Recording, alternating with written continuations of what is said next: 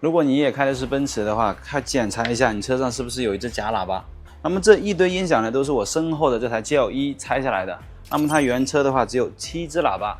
那么在这里的话，我们要特别感谢奔驰啊，把这个100多万的车做的不如一个小丰田的音响。那么这支车主升级的方向呢，也是非常的明确。第一个呢，不能占用它的原车空间；第二个呢，所有的器材要隐藏无损安装；第三个呢，他平时听一些人声粤语老歌；然后第四个呢，无论是坐在前排或者后排，都要有一个很好的氛围感；第五个呢，整个的声音的层次感要强。我们一起来看一下即将要上车的整套音响有什么样的优点呢？首先，它是一个全景声的系统，有2台功放，额地1500瓦输出，驱动这13只喇叭。那么低音这块有一台单独功放，单独驱动它。那么这些主声场的喇叭呢，都是德国麦氏针对奔驰这台车研发的专用音响，安装简单，效果立竿见影。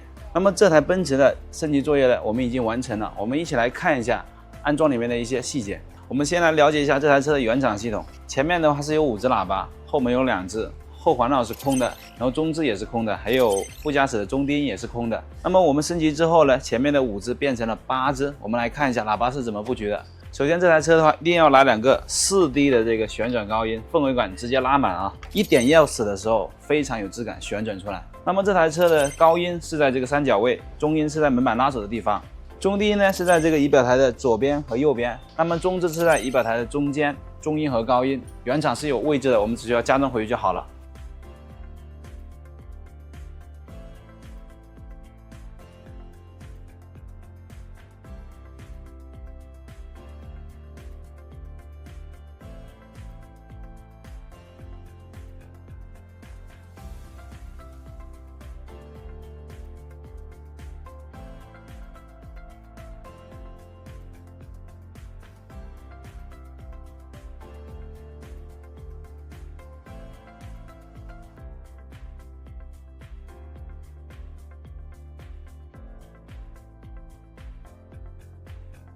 接下来我们看后门，后门原来只有2只中音，升级之后呢，变成了4只中高音，坐在后排的人的清晰度啊、层次感瞬间就上来了。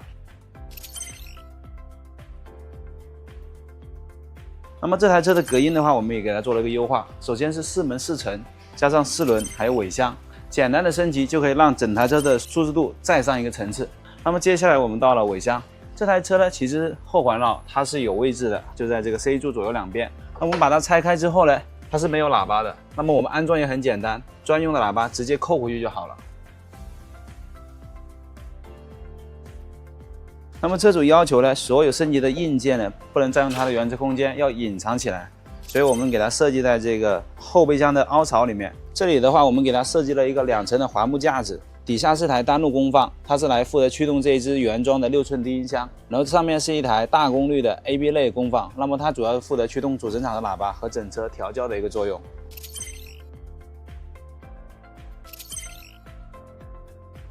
那么接下来就复原，复原完成之后的话，一起来听一听这台 GL1升级后的效果是不是你喜欢的。一絲絲一點點燒毀憶記，一幅幅一聲聲又復燃起，怎麼捨得你？